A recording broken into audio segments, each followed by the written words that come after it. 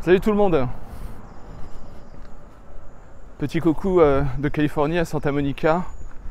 Là il est 12h07 et je me suis dit j'allais faire une bonne petite balade et d'aller vers l'océan et de passer par les beaux quartiers de Montana sur Santa Monica. Et je me suis dit aujourd'hui je vais partager avec vous un certain nombre de mes pensées, de ce que j'ai découvert aux États-Unis d'hallucinant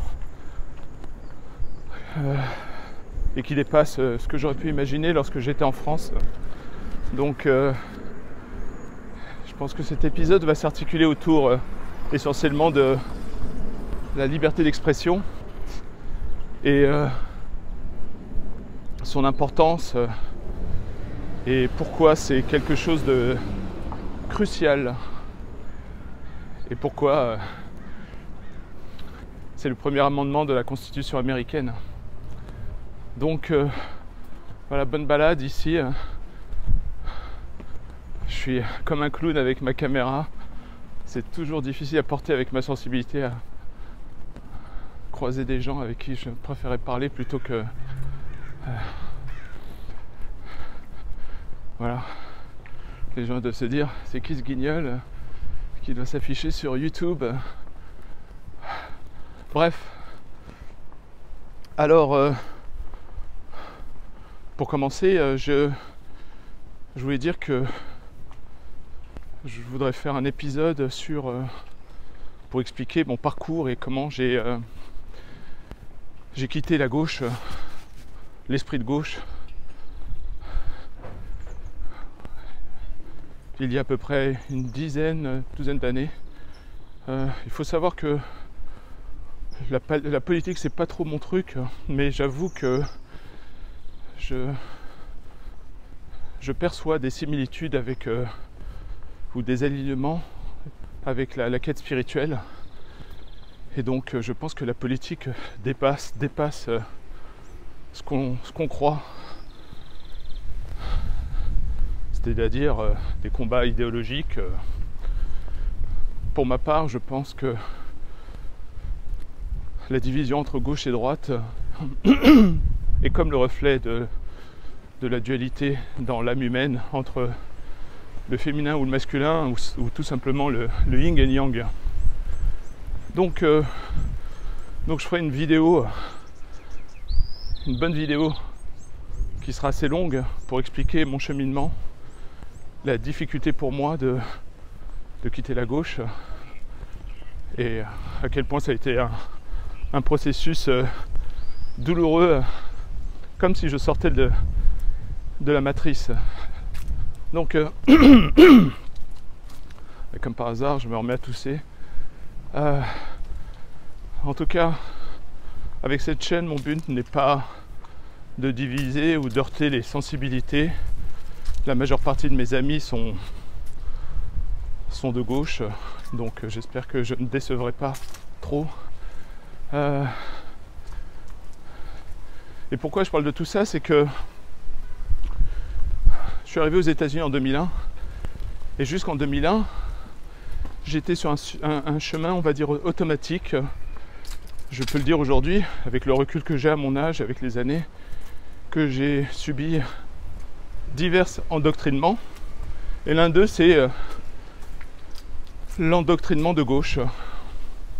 Donc, j'ai été conditionné à me dire, voilà, le camp du bien, c'est le camp à gauche, donc t'interroges même pas sur le reste.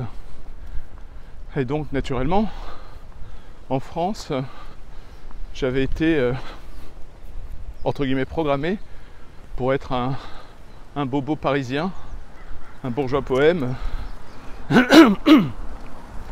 plein de certitudes, avec des certitudes intellectuelles et bien sûr un mépris du peuple, un mépris inconscient. Voilà, le peuple, on m'avait dit qu'il qui était un culte xénophobe, raciste, parce qu'il votait Front National, et une détestation du terme populisme.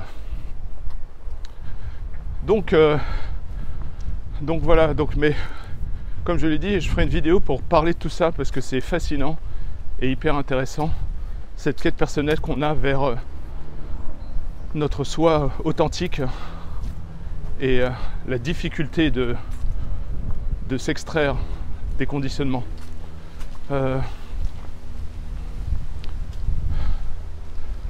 Donc aujourd'hui, je voulais parler de la liberté d'expression parce que je vois de loin en Europe ce qui est en train de se passer et c'est, ma foi, terrifiant. Terrifiant. Entre la chaîne, je crois que c'est C8,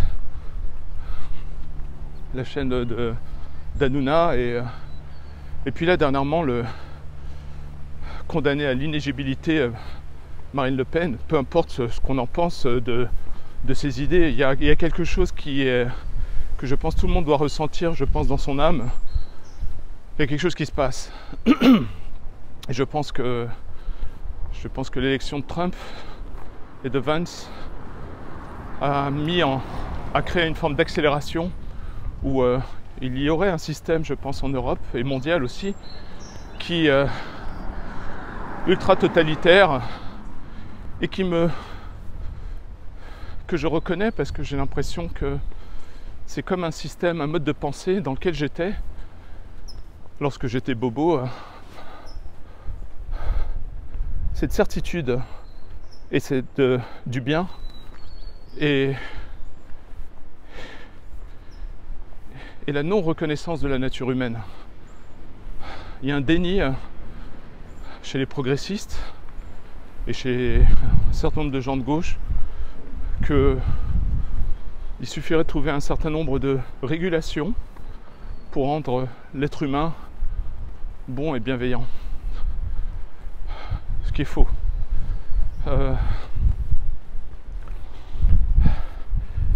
Avant d'attaquer le sujet sur la liberté d'expression, il faut savoir que, encore une fois, mon but c'est pas de faire de la politique, mais de comprendre. Je suis dans cette quête spirituelle, humaine, pour découvrir mon âme et mieux comprendre ce qui est attendu de moi dans cette vie et peut-être percer cette question mythique du sens de la vie. Alors, ce qui m'a donné aussi beaucoup d'informations, c'est de comprendre l'âme humaine, le féminin, le masculin, le yin et yang, parce que lorsqu'on a cette curiosité en nous, une soif, alors on ne peut plus s'arrêter. Et j'ai découvert, pour faire vite, qu'il y a quelque chose de mythique entre le féminin et le masculin, que d'une certaine manière, dans ce monde matériel, le masculin avait plutôt une nature subversive et le féminin avait plutôt une nature conformiste. Je ne mets aucun jugement de valeur, je ne suis pas en train de dire ce qui est mieux, ce qui n'est pas bien. Et par conséquent, la confusion que l'on a aujourd'hui concernant la liberté d'expression et un peu les fourvoiements dans lesquels l'Europe s'aventure concernant la liberté d'expression est un reflet d'une société qui s'est féminisée durant les 50 dernières années et qui s'est infantilisée aussi. Donc ça sera le sujet d'un autre épisode pour expliquer ce truc-là. C'est-à-dire que plus la société progresse, plus elle à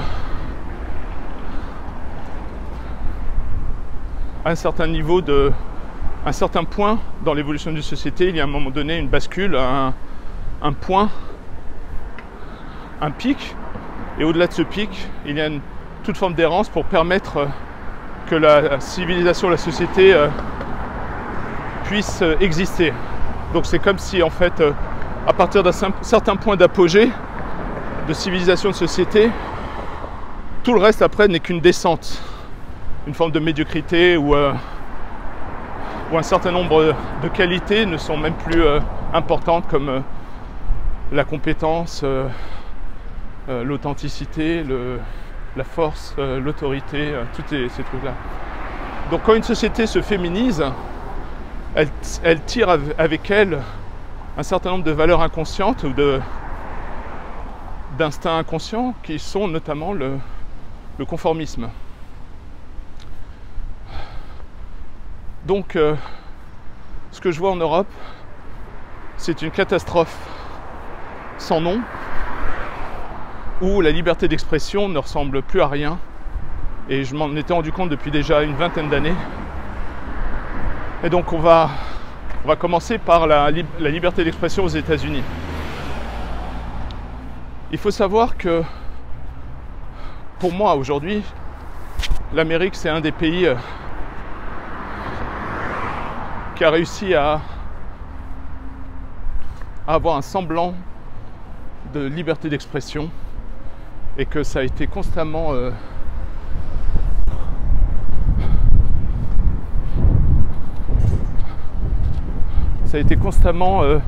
attaqué ces dernières années par l'extrême gauche, le wokisme, et par des instincts féminins, féminisants, ou qui prétendraient que la liberté d'expression devrait s'arrêter quelque part. Une forme de régulation qui ne dit pas son nom, c'est-à-dire la censure.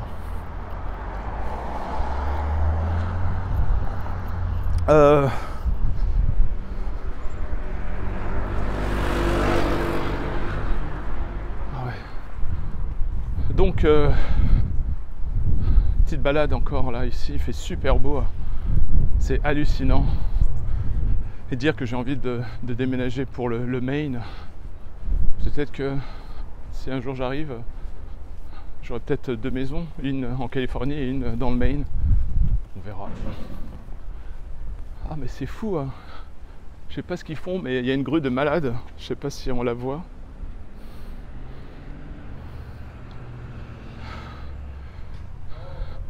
C'est marrant, je suis en pleine balade et je vous invite dans mes pérégrinations quasiment quotidiennes. Par contre,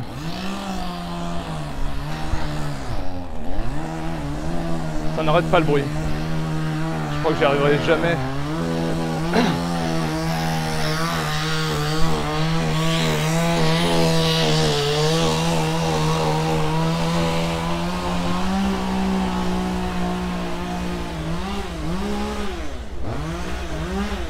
Désolé.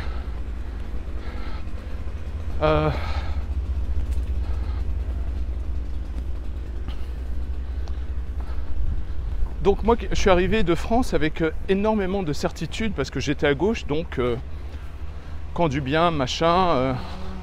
Et je suis arrivé vraiment de manière assez, on va dire, condescendante, et j'étais conditionné moi pour détester l'Amérique à l'époque. On m'expliquait que c'était des bœufs sans raffinement, et voilà, donc je ne me rendais pas compte à l'époque que c'était une forme d'arrogance française qui s'est assis sur son héritage et qui a arrêté de construire. Donc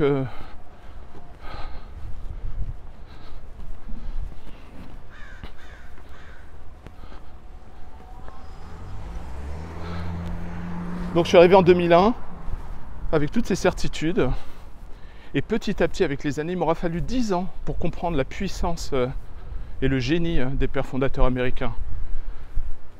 Ah, ils ont tout compris. Je pense que les mecs, c'est fou. Alors il faut savoir que donc dans la Constitution, le premier amendement, c'est la liberté d'expression. Et en fait, il faut savoir que les pères fondateurs avaient bien compris que les risques de tyrannie. Et donc, la Constitution, d'une certaine manière, un document, on va dire, qui cherche à limiter le pouvoir du gouvernement et de rappeler en permanence que le gouvernement est au service du peuple.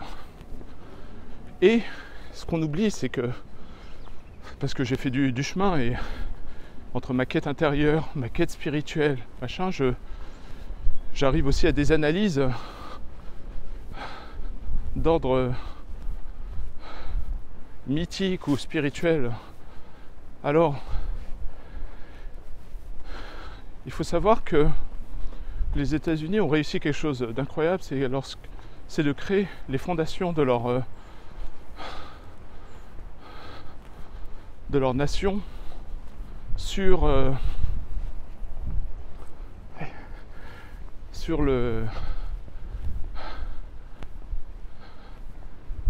sacré et le mythique. Et quand je dis sacré, le rapport à une transcendance. Dieu, l'univers, mais quelque chose au-delà de l'humain. Et donc, instinctivement, culturellement, et grâce au rapport à la Constitution et à la Bible, l'Américain a réussi à préserver une notion de sacré. Alors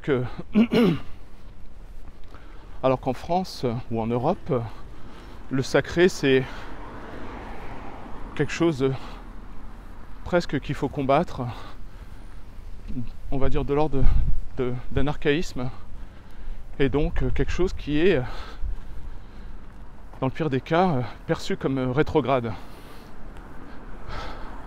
Alors, moi je découvre des choses hallucinantes parce que moi qui venais de cet endoctrinement de gauche où finalement le sacré avait été éteint, parce qu'il faut savoir qu'en France, notre constitution, on s'y accommode comme on veut. Il n'y a pas de... Alors qu'aux États-Unis, la constitution, elle est réellement connectée à des droits. C'est-à-dire, si tu te fais arrêter par la police, tu peux invoquer un certain nombre d'amendements pour protéger tes droits.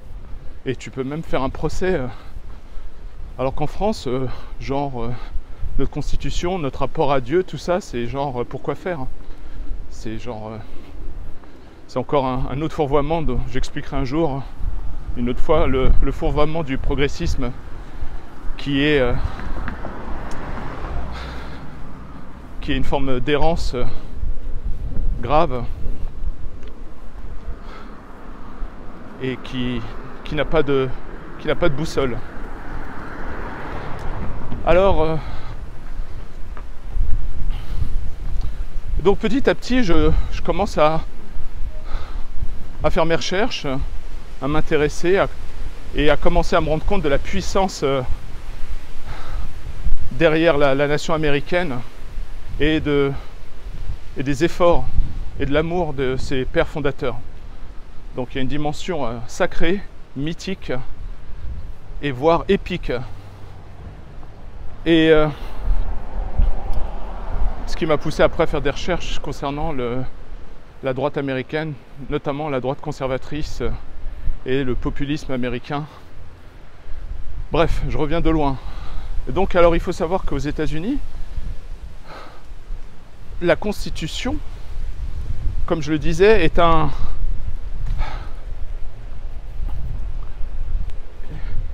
document pour protéger le peuple, quel qu'il soit. Et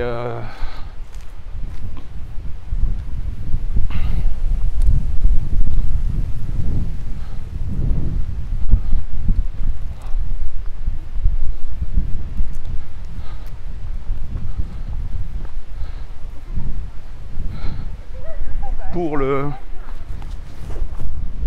protéger de toute forme de tyrannie. Et donc, ce que je réalise petit à petit, c'est que les 50 dernières années en France et en Europe ont été l'avènement d'un système castrateur, pas uniquement de l'instinct masculin, mais aussi de l'instinct mythique chez la femme et chez l'homme. En gros, on a créé petit à petit une société déconnectée de son sacré,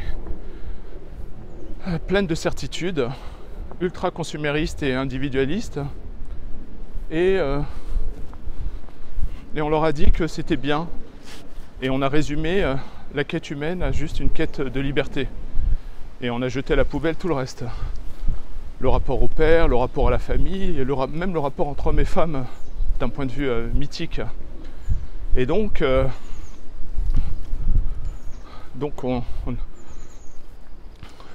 alors que face à ça, les États-Unis ont créé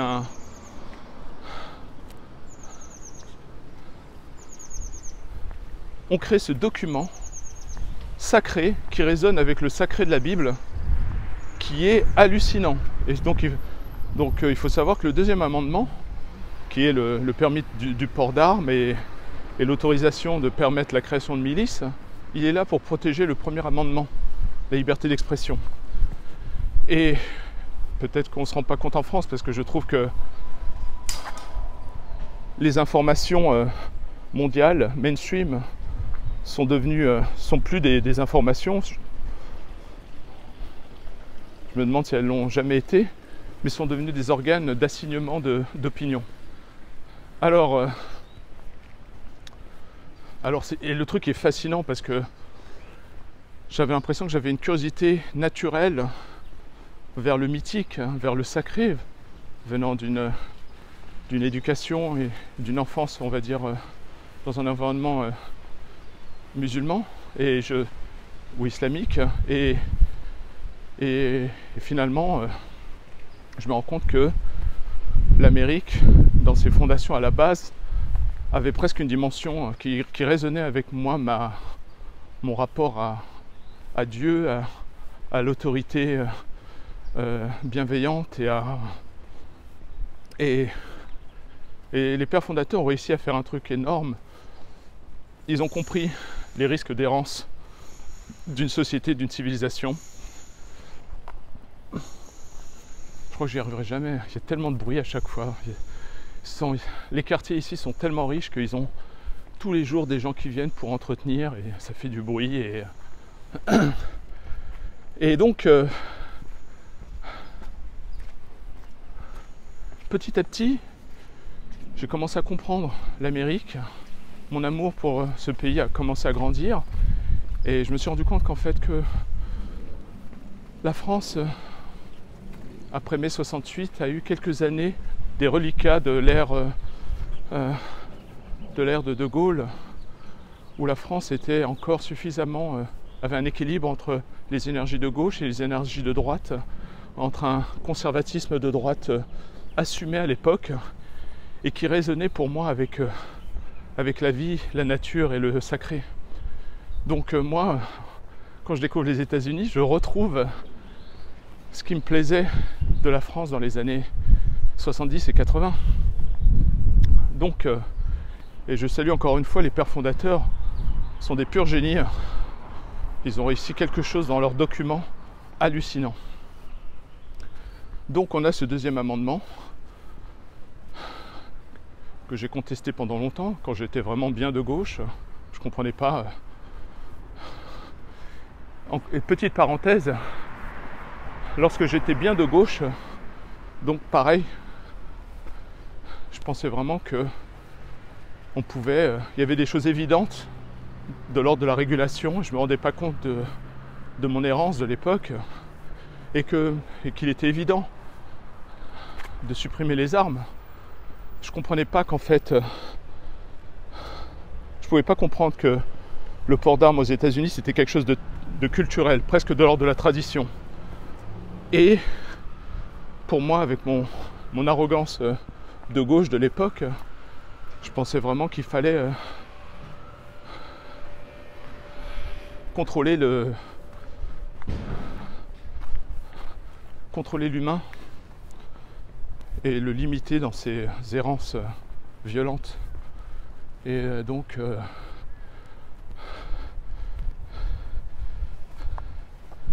où est-ce que je voulais en venir?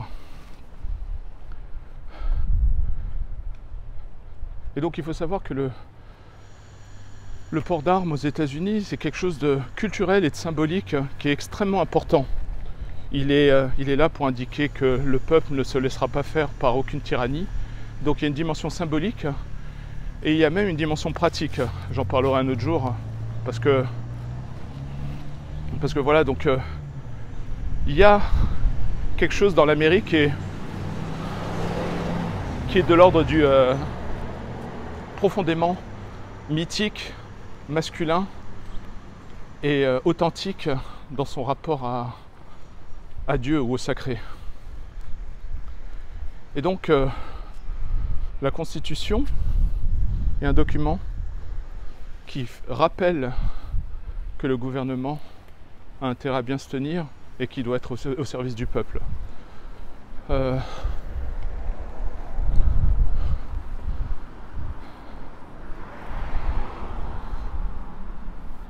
Donc moi, quand j'étais bien à gauche, je pensais qu'il fallait réguler ce port d'armes. Et je me rendais pas compte qu'en fait,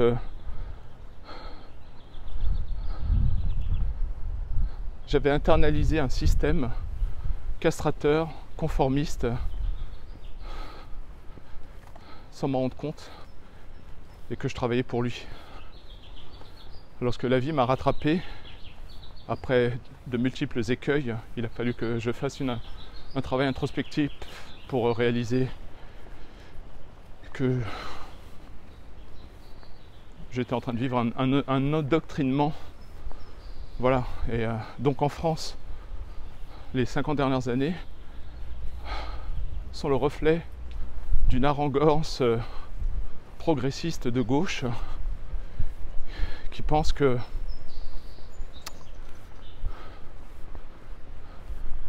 qu'il suffit de trouver un bon set de lois et de systèmes régulatifs pour créer un paradis, ce qui est totalement à l'heure et qui pour moi est même dangereux. Et donc la liberté d'expression aux États-Unis, ce qui est incroyable, c'est que je crois que dans les années 70, je crois que la liberté d'expression aux États-Unis est réelle, sauf qu'elle se heurte à différentes idéologies diverses et variées comme le wokisme ou l'ultraféminisme, qui fait que tu as intérêt à bien te tenir, sinon tu te fais canceller, tu perds ton job, et ce sont les mêmes personnes qui prônent la tolérance. C'est une belle ironie, mais et donc ce qui est intéressant, c'est que la liberté aux États-Unis, la liberté d'expression est telle qu'elle aussi, elle permet la liberté de penser. Et donc, comme je le disais, dans les années 70, je crois, même je crois aux 80, les groupes extrémistes, genre le Ku Klux Klan, tout ça, avaient le droit de manifester dans la rue. Et donc, petit à petit, je découvre l'importance de la liberté d'expression et que c'est pas juste des concepts que l'on assène sur des plateaux télé. Et je me rends compte petit à petit que je vois énormément de personnes, surtout des femmes à gauche, qui pensent que la liberté d'expression, elle doit exister qu'avec une sorte de modération. J'adore les mots utilisés par le politiquement correct moderne, modération, discours de haine, tout ça, qui sont en fait des endoctrinements et qui sont là pour forcer, pour créer une culpabilisation de l'homme, pour le mettre à genoux. Et voilà. Donc, pour moi, il y a soit une liberté d'expression, soit il n'y en a pas. Pour moi, ça n'existe pas une liberté d'expression avec un système régulatif. Donc aux États-Unis, voilà, tu peux dire ce que tu penses. Et ce qu'il faut savoir, c'est que là où les États-Unis sont forts, c'est que avec ces dimensions sacrées, avec ce document, avec les pères fondateurs, la liberté d'expression permet la liberté de penser, ce qui est fondamental pour pouvoir construire une société et puis pour pouvoir évoluer vers quelque chose de plus en plus vertueux, lié à l'effort et non à la tyrannie de la pensée ou au fascisme de la pensée actuelle, lié au wokisme et à l'extrême gauche.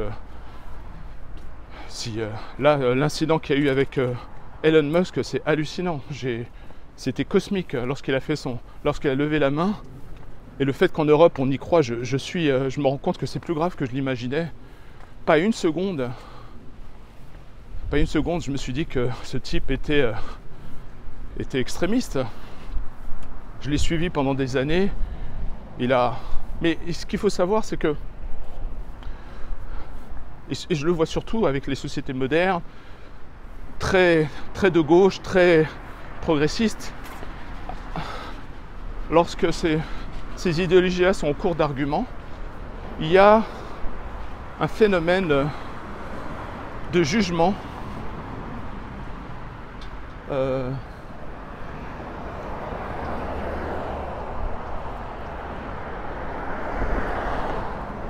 y a un phénomène qui... C'est comme... À défaut d'arguments, tu te faisais attaquer sur d'autres points, sur ce qu'on peut imaginer de ta pensée, sur on attaque ton caractère, on attaque ta personne. C'est un truc horrible, ça me fait vraiment penser à la plèbe.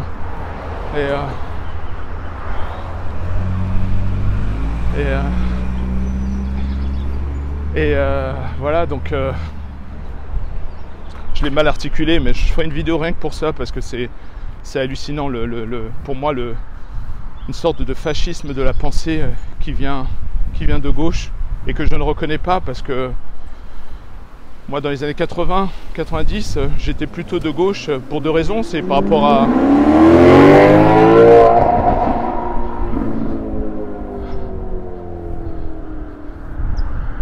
Il y a des belles maisons là.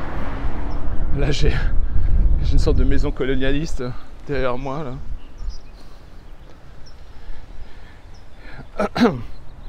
Donc pour moi à l'époque, maintenant je me rends compte avec le recul, comme je suis un homme, j'étais de gauche pour deux raisons.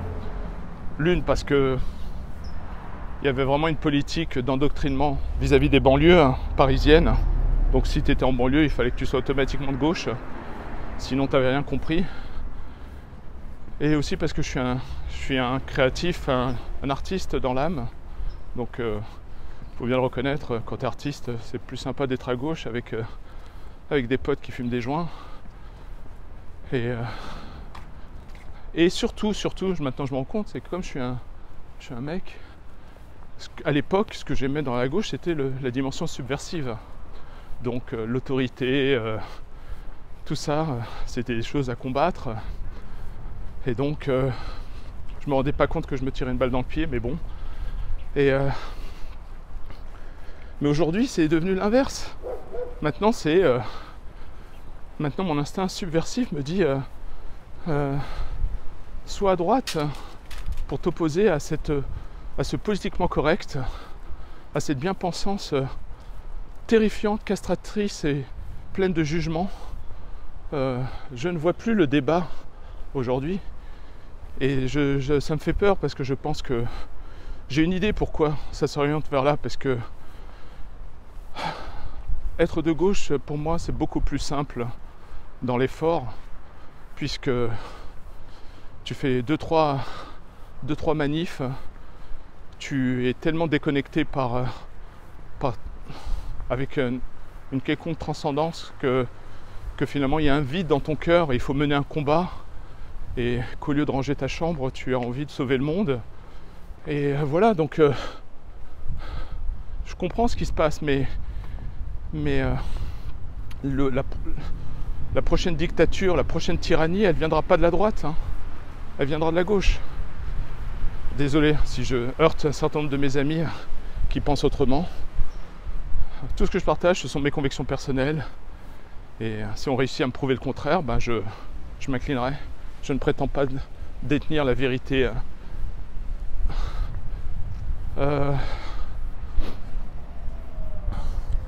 Donc la liberté d'expression aux États-Unis, c'est un truc tellement sacré que ça nourrit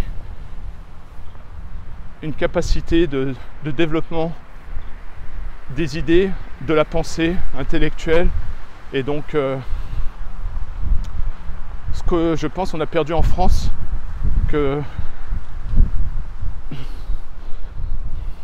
cette époque qui me manque en France dans les années 80-90 où les dîners de famille, on pouvait être de droite, de gauche, d'extrême droite, nationaliste, patriote et être communiste en face, et on pouvait toujours manger ensemble et s'opposer, se balancer des cendriers à la gueule tout en s'aimant, tu vois.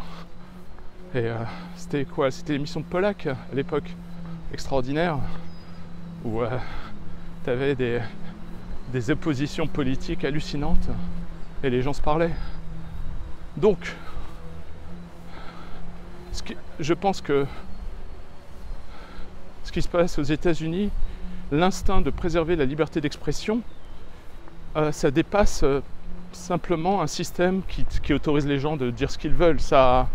Et je pense que, comme je l'ai dit, je l'ai remarqué, les désirs de réguler la liberté d'expression, en fait, c'est une censure qui ne dit pas son nom. Et naturellement, lorsqu'on étudie un peu plus dans l'histoire comment le communisme s'exprime, la censure, c'est un des outils du communisme. Voilà.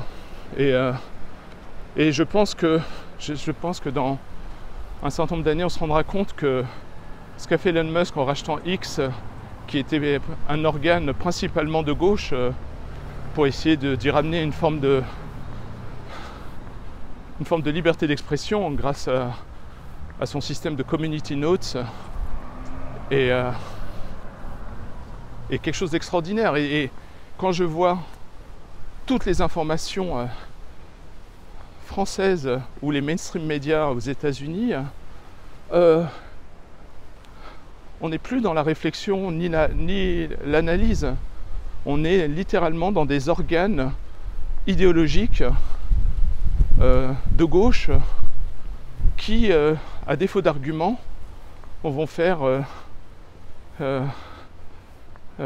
des interprétations et des jugements d'ordre émotionnel. Et donc voilà, donc ce qui arrive aujourd'hui en Europe et en France, je pense que la liberté d'expression depuis 50 ans n'a pas vraiment réellement existé, puisque je remarque que ça fait presque 50 ans que les journaux, les médias français s'auto-censurent pour pas perdre leur job, leur boulot. Et aussi et puis un autre truc que j'avais découvert, que je partagerai plus tard une autre fois, c'est que je me suis posé la question comment j'ai pu être de gauche pendant si longtemps, et je me suis rendu compte qu'en fait en général les gens ont des positions politiques ou X ou Y, et comme par hasard elles sont en congruence avec l'environnement dans lequel ils grandissent. Et donc en général c'est très rare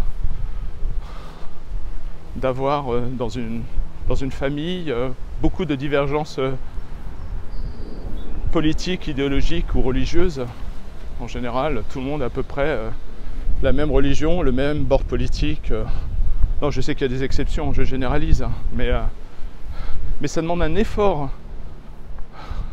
pour s'émanciper et décider pour soi-même de quel bord politique on veut être.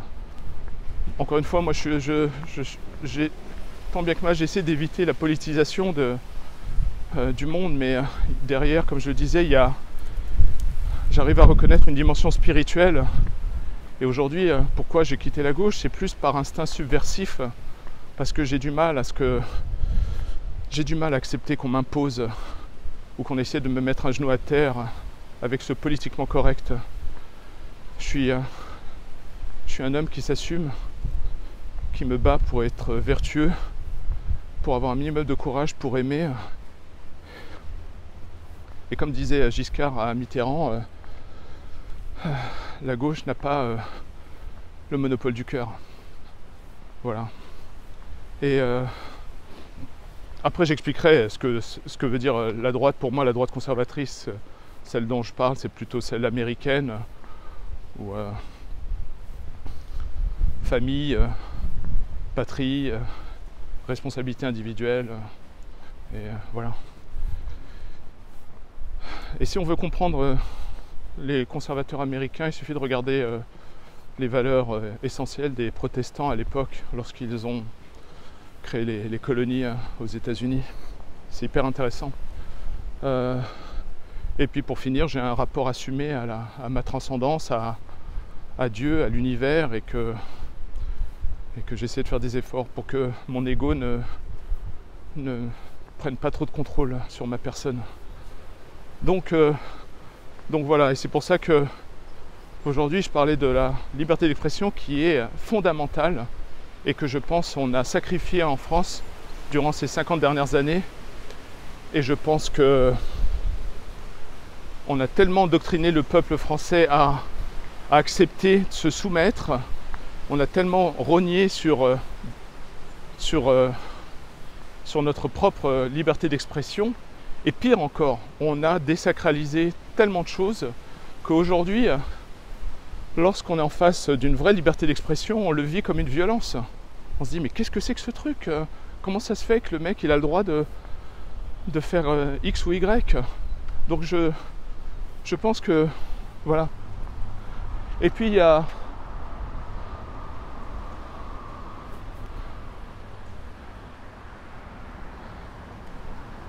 un autre truc aussi, c'est que j'ai été surpris moi avec toutes ces années en étant aux États-Unis.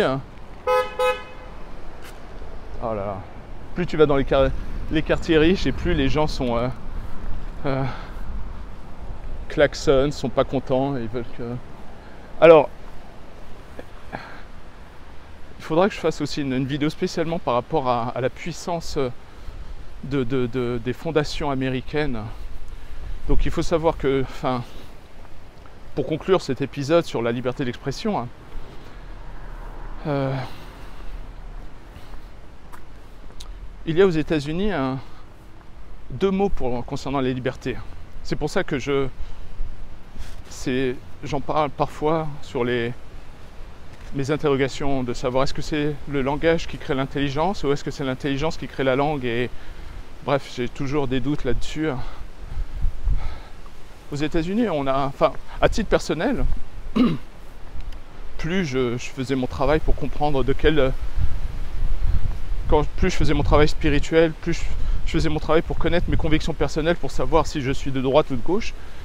Et je me suis rendu compte que, au bout de 50 ans de conformisme, d'idéologie de gauche, on avait détruit quelque chose de l'ordre du sacré dans l'être humain, que toutes les religions communiquent allègrement.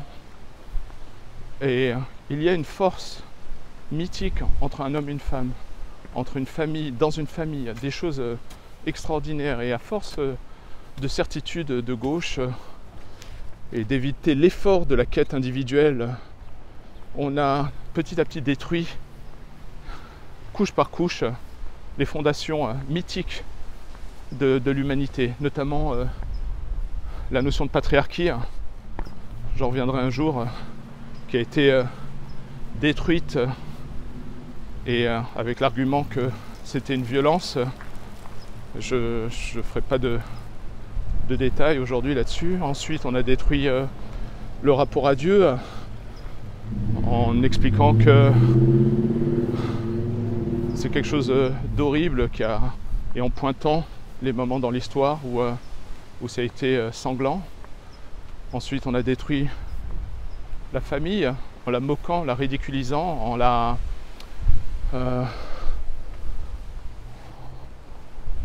décrivant comme quelque chose d'archaïque ou de ringard. Et on a fini à la fin par détruire le rapport mythique entre un homme et une femme. Pourquoi ? Parce que toutes ces entités, patriarchie, Dieu, famille, patrie, homme-femme, sont des forces qui empêchent aux civilisations de faire n'importe quoi et en l'occurrence pour le capitalisme de faire du profit. Je pense que une famille conservatrice, c'est une force. Et donc va essayer à une famille conservatrice de leur vendre un iPhone à 1500 €. Donc, pour moi,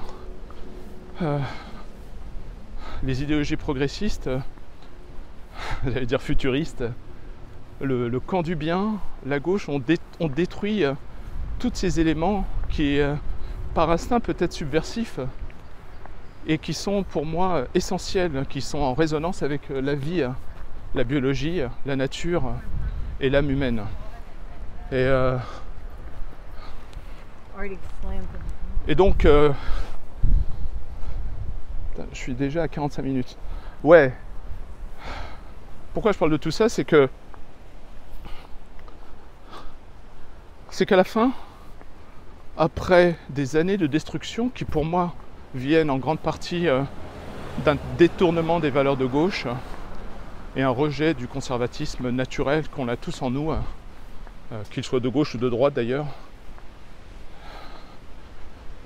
les seules valeurs qui sont restées après avoir tout défoncé, les seules valeurs sur lesquelles se repose la gauche, c'est la liberté. Liberté d'être ce que tu veux. C'est-à-dire, tu veux être un chat, tu veux être un homme, tu veux être une femme, tu fais ce que tu veux. Voilà. Et qui, en fait, qui sont un dernier coup près face au jugement moral des valeurs chrétiennes. Et donc pour moi, pour avancer sur le prochain concept, la notion de vérité, de liberté est un fourvoiement, parce que la seule liberté dont j'ai besoin, moi, c'est peut-être la liberté d'entreprendre, la liberté, mais que si on réfléchit bien, la liberté que l'on essaie d'exprimer en Europe est une forme de renoncement, une forme de mise à l'abandon, d'abandonner les humains, les hommes, les femmes, les enfants à leur très triste sort. Donc moi je prétends que la liberté, moi, j'en veux pas. Ce que je veux, c'est que mes amis, les gens que j'ai choisis dans ma vie, par amour, me restreignent, afin que je puisse être focalisé face à mes objectifs, que je puisse être jugé par mes pairs si jamais je suis en errance, si je fais des choses et je m'en rends pas compte, ou si je m'endommage. J'ai pas envie que le monde me caresse dans le sens du poil et me donne cette liberté qui est pour moi une forme d'errance. Lorsqu'on a un petit bébé, on lui donne le jardin, mais on lui donne pas la forêt ou la jungle. Donc c'est comme ça que je vois la liberté qui est promue pour moi à gauche, qui est une forme d'abandon, en créant des idéologies diverses et variées, basées sur une médiocrité, une méconnaissance de la nature humaine et de notre rapport au sacré. Et donc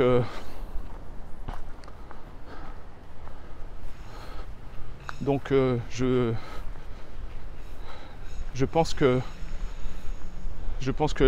en Europe, on a mal compris ce que ça voulait dire la liberté. Je prends toujours cet exemple pour expliquer ça à des amis.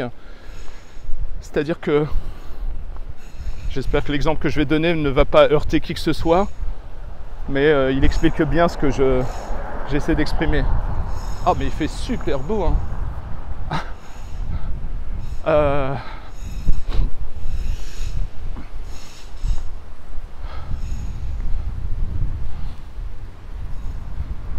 Donc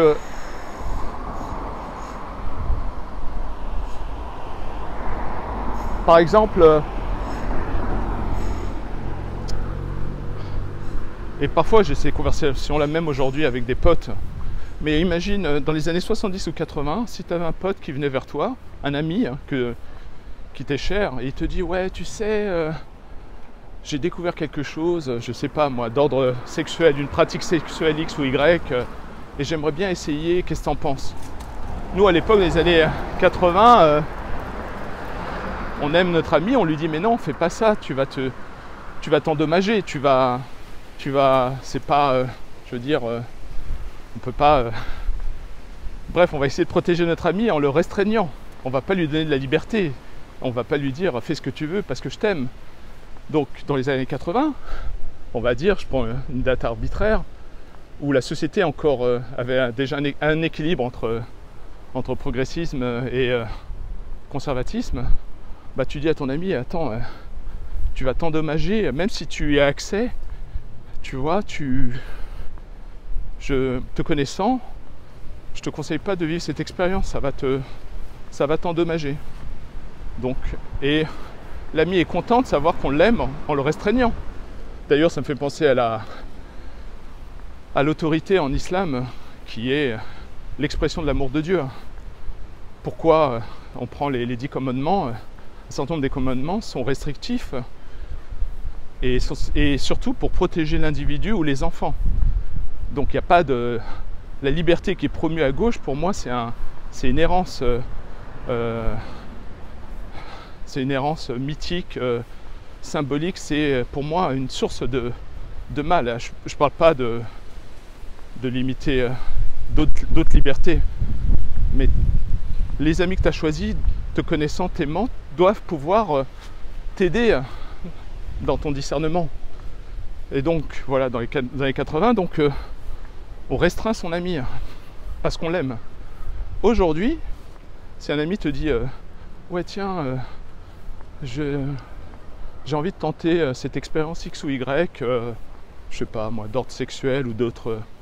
Aujourd'hui, toi, l'ami, si tu lui dis mais attends, là tu vas te faire du mal, tu vas t'endommager, tu vas voir, ça va. Je te conseille pas de le faire. Là, aujourd'hui, on a créé une ère tellement médiocre, où finalement la société est devenue une société de poulets sans tête, où en fait ton pote va te dire mais attends, tu me fais du mal, tu me dis de pas faire ce que j'ai envie de faire, alors que c'est ma liberté. Et là, on a atteint un niveau au-dessus de conneries. Donc, et là, l'autre va te dire, toi tu viens d'un bon sentiment pourtant, mais... Et là, l'autre va te dire, mais en plus, non seulement je vais le faire, mais en plus, maintenant, ce sera mon identité sexuelle, tu vois, ou mes pratiques, tu vois. Un truc de fou, quoi. Donc pour moi, et c'est pour ça que, pourquoi je parle de tout ça, c'est que, et là, il y a la brillance des fondations de la nation américaine, c'est qu'il y a 2 mots pour la liberté aux États-Unis. Il y a liberty et freedom. Et celle qui est promue aux États-Unis, c'est la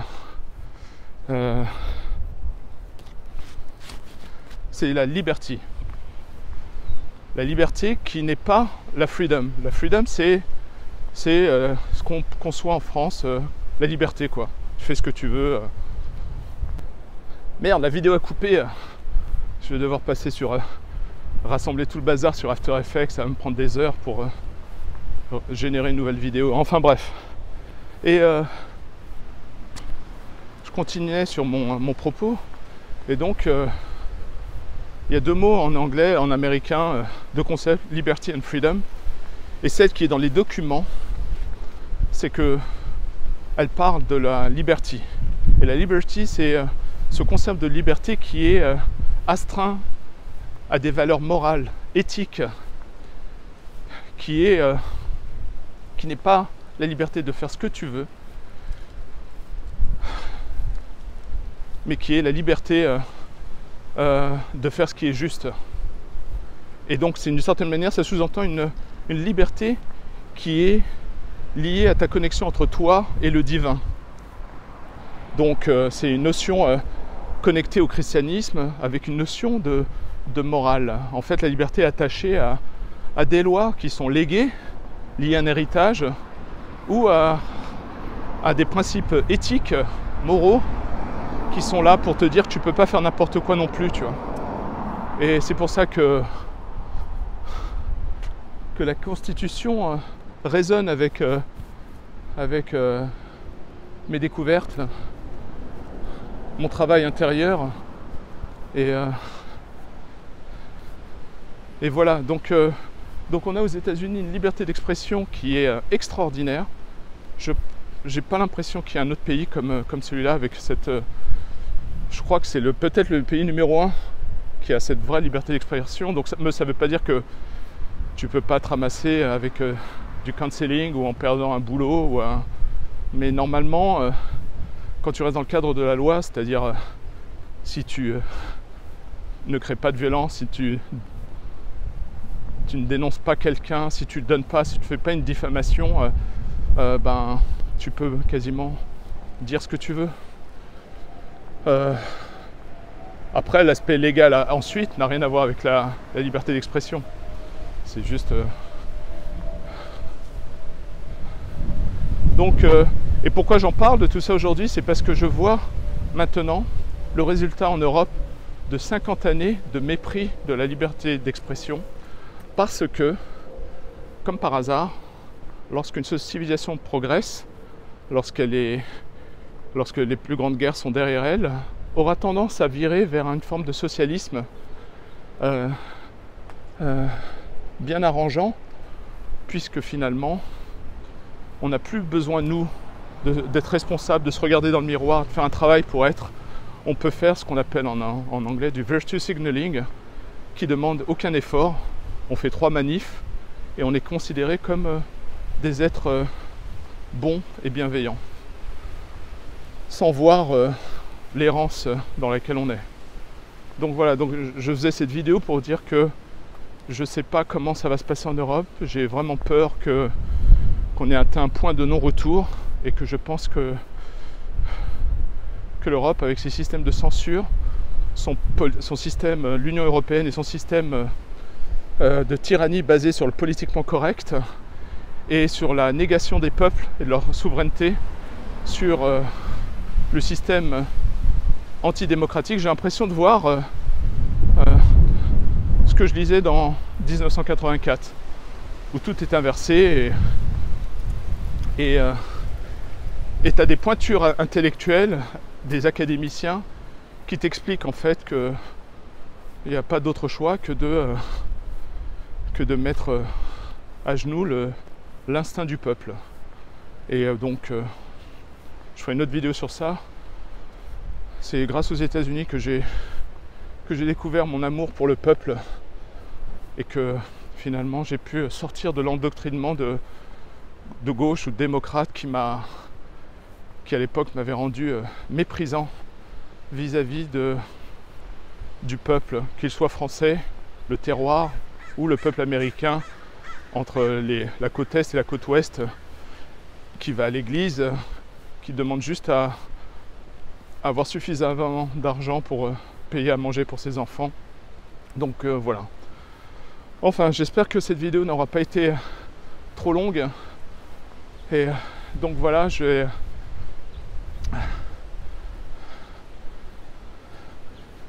Et donc là, je vais du côté de l'océan et je vais tourner la caméra pour vous montrer. Et puis voilà, je vous dis à bientôt. Je pense à vous avec tout mon amour. Salut!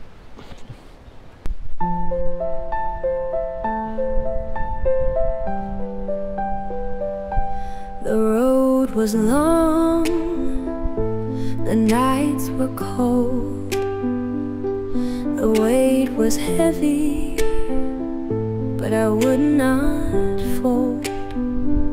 I've seen men break for far less than this, but I was made for the fight, for the fighter, for the risk.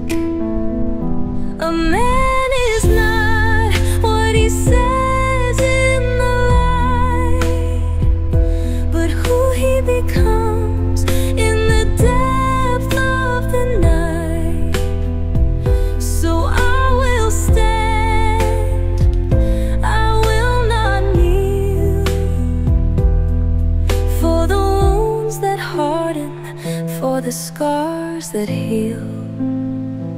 The sea called my name, the wind pulled me down, but I swam till I ran aground.